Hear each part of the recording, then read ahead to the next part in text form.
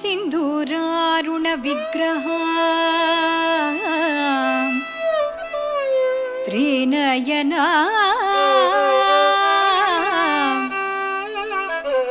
മാണിക്യ മൗലിസ്ഫുരത്താരാനായക ശേഖര സ്മിതമുഖീം ആപിനവക്ഷോരുഹ.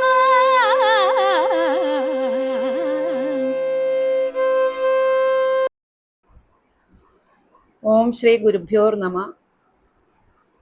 എല്ലാവർക്കും നമസ്കാരം. ഞാൻ ഗീത അച്യുതൻ, മൂത്താന്തറ ശ്രീ കാച്ചനാംകുളം ഭഗവതി ക്ഷേത്രം മാനേജിംഗ് ട്രസ്റ്റിയാണ്.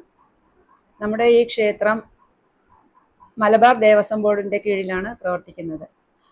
എന്ന് മാത്രമല്ല, ഇവിടെ ഒരു പാരമ്പര്യ ട്രസ്റ്റി, അതോടുകൂടി തന്നെ മാനേജിംഗ് ട്രസ്റ്റി, വേറൊരു ട്രസ്റ്റി ബോർഡ് അംഗം, അങ്ങനെ ചേർന്ന 3 അംഗങ്ങളുള്ള ഒരു ട്രസ്റ്റി ബോർഡാണ് ക്ഷേത്രത്തിൻ്റെ ഭരണ ചുമതല നിർവഹിക്കുന്നത്. ക്ഷേത്രത്തെക്കുറിച്ച് പറയുകയാണെങ്കിൽ ഇവിടുത്തെ പ്രധാന പ്രതിഷ്ഠ കർണകി ദേവിയാണ്. അതോടുകൂടി തന്നെ വിശാലാക്ഷി സമേതനായ വിശ്വനാഥ സ്വാമി ക്ഷേത്രം, ഒരു ശിവക്ഷേത്രം കൂടി ഇവിടെ പ്രവർത്തിച്ചു വരുന്നു.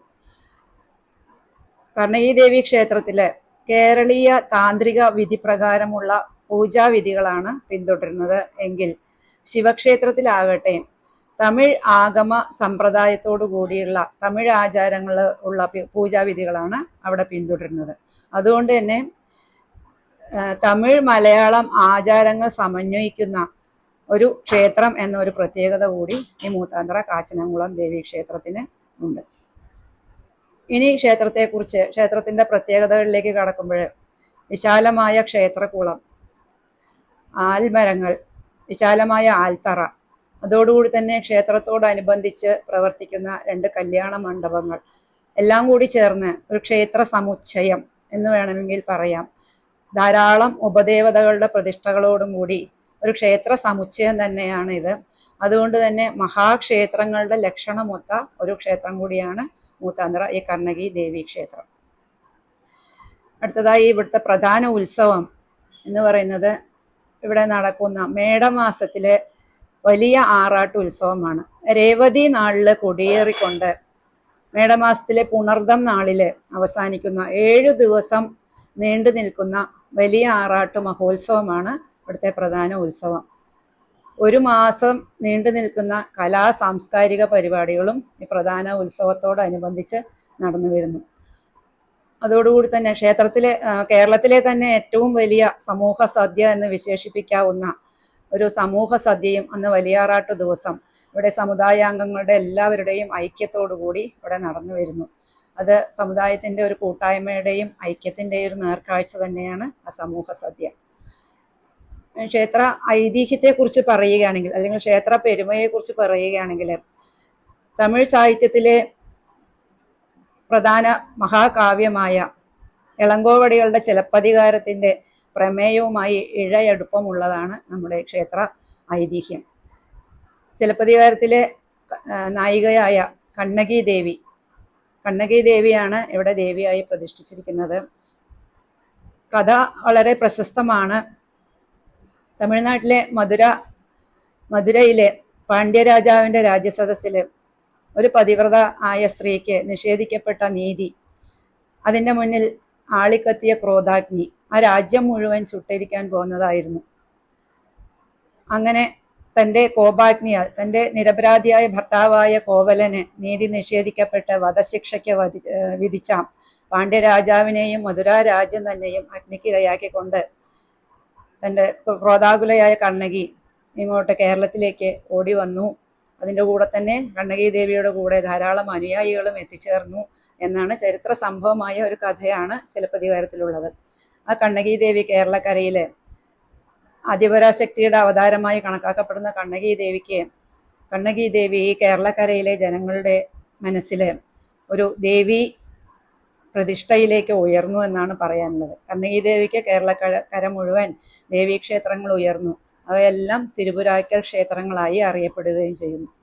ആ കണ്ണകി ദേവിയുടെ അനുയായികളായി ഓടി വന്ന പാലക്കാട്ടെത്തിയ അനുയായികൾ വാണിജ്യ മേഖലയായ നടുപ്പതി മന്നത്തില് ദേവിക്കായിട്ട് ഒരു പ്രതിഷ്ഠ അല്ലെങ്കിൽ ഒരു ക്ഷേത്രം ഉയർന്നു എന്ന് പറയപ്പെടുന്നു.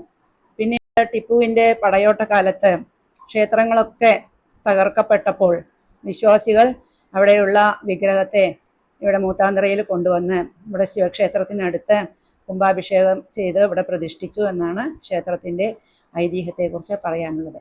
അതുകൊണ്ട് തന്നെ സമുദായാംഗങ്ങളുടെ എല്ലാം തന്നെ ഈ പ്രദേശത്തെ കുലദേവതയായിട്ടാണ് കണ്ണകി ദേവി ഇവിടെ ആരാധിക്കപ്പെടുന്നത്. ശ്രീ കാച്ചനാംകുളം ഭഗവതി ക്ഷേത്രം, മൂത്താന്തറ കാച്ചനാംകുളം ഭഗവതി ക്ഷേത്രം. ഈ ക്ഷേത്രം സ്ഥിതി ചെയ്യുന്നത് പാലക്കാട് ഒറ്റപ്പാലം റോഡിലൂടെ വരുമ്പോൾ മേലാമുറിയിലേക്ക് തിരിയുന്ന മൂത്താന്തറ റോഡിൽ ആണ് മൂത്താന്തറ ഭഗവതി ക്ഷേത്രം സ്ഥിതി ചെയ്യുന്നത്. ഹിമഗിരി തനയേ ഹേമലതേ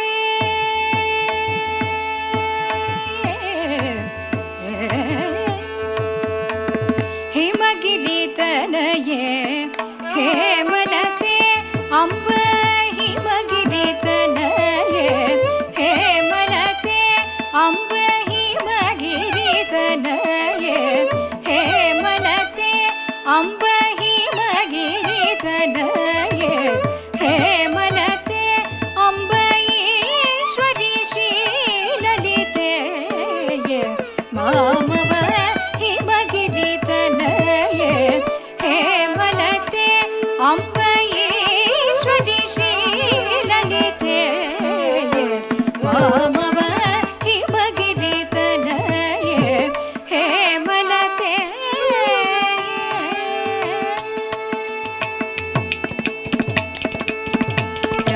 രമാവാണി സംസേവിത സകളേ രമാവാണി സംസേവിത സകളേ രമാവാണി സംസേവിത സകളേ രമാവാണി സംസേവിത സകളേ രാജരാജേശ്വരി രാമ സഹോദരി രാജരാജേശ്വരി രാമ സഹോദരി രാജരാജേശ്വരി രാമ സഹോദരി രാജരാജേശ്വരി രാമ സഹോദരി സാംസനി നീതി പപ പമഗ ഗമ ഗമ പനി പപ ഗമ പനി സസനി നിനി പപമ ഗമ ഗമ പനി പപ ഗമ പനി സച്ചാരി നി പപ പമഗ സഗ സനി സനി പനി നി പപ മഗ മഗ പമനി പസനി പച്ചനി നി സഗ സനി സനി പനി നി പപ മഗ മഗ പമനി പസനി പച്ചനി നി നി സഗ പനി സഗ മ പസ ഗമ പനി പസനി ഗസനി നി സഗ മഗ ഗസ സനി നി പപനി നി ബബ ഗമ പസ ഗമ പനി സസ ഗമ പനി ഹിമഗിരി തനയേ ഹേമലതേ അംബ ഈശ്വരി ശ്രീലലിതേ മാമവ ഹിമഗിരി തനയേ ഹേമലതേ. നമസ്കാരം. കാച്ചാനാംകുളം തിരുവിരാക്കൽ ഭഗവതി ക്ഷേത്രത്തിലെ മേശാന്തിയാണ്. ഈ ക്ഷേത്രം ഒരുപാട് പുരാതന കാലം മുതലുള്ള ആചാരങ്ങളുമായി ബന്ധപ്പെട്ട ഒരു ക്ഷേത്രമാണ്. നമ്മളൊക്കെ പണ്ട് കേട്ടിട്ടുള്ള ചിലപ്പതികാരം എന്ന കഥയിലെ കണ്ണകി ആണ് ഇവിടുത്തെ ഭഗവതി എന്നാണ് ഈ സമൂഹത്തിന്റെ വിശ്വാസം. മൂത്താൻ സമുദായത്തിന്റെ കുലദൈവമായിട്ട് കണക്കാലാക്കി ആരാധിച്ചു പോരുന്ന ഒരു ഭഗവതി ക്ഷേത്രമാണിത്. മലയാള താന്ത്രിക വിധിപ്രകാരമാണ് ഇവിടുത്തെ പൂജാകാര്യങ്ങളൊക്കെ ഉള്ളത്. ദുർഗാ സങ്കല്പത്തിലുള്ള താന്ത്രിക വിധിപ്രകാരമുള്ള പൂജകളാണ് ഇവിടെ ചെയ്തു പോരുന്നത്. അണിമംഗലം രാമൻ നമ്പൂതിരിയാണ് തന്ത്രി. അദ്ദേഹം വടക്കുന്നാഥ മേശാന്തി കൂടിയാണ്. കൂടാതെ ഈ ക്ഷേത്രത്തിൽ ശിവക്ഷേത്രവും വിശാലാക്ഷി സമേതനായിട്ടുള്ള വിശ്വനാഥ ശിവന്റെ ക്ഷേത്രമുണ്ട്. ഉപദേവന്മാരായിട്ട് മുരുകനും ശ്രീകൃഷ്ണനും അങ്ങനെ ഒരുപാട് ദേവതകൾ ഉള്ള ഒരു ക്ഷേത്രമാണിത്.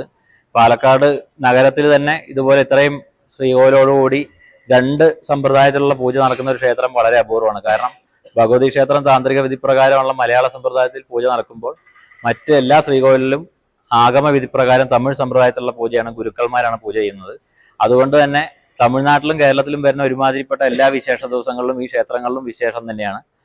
ഇവിടെ കുംഭമാസത്തിലെ പൂയ നക്ഷത്രമാണ് പ്രതിഷ്ഠാദിനായിട്ട് കൊണ്ടാടുന്നത്. ആ ദിവസത്തെ കളഭാഭിഷേകം, കൂടാതെ കർക്കിടക മാസം 30-ാം തീയതി കളഭാഭിഷേകം, എല്ലാ മലയാള മാസം 1-ാം തീയതി നവകം പഞ്ചഗവ്യ അഭിഷേകം മുതലായ പൂജകളോട് ചെയ്യുന്നുണ്ട്.